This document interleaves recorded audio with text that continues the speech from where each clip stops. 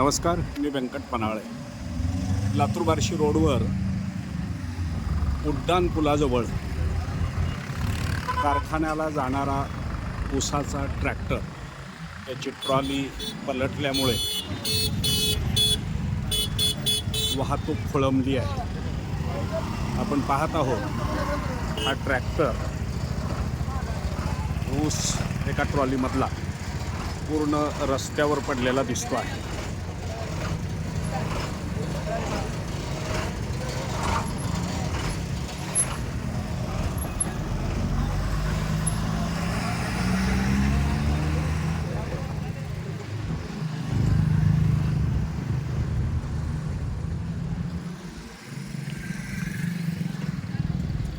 ट्रॉलीचं एक चाकच निघून पडलेलं आहे. त्यामुळे ट्रॉली पलटी झाली आहे आणि त्यामुळे वाहतूक पूर्ण खोळंबलेली दिसते. ह्या बाजूला आपण पाहतो आहोत ऊस रस्त्यावर पडला असल्यामुळं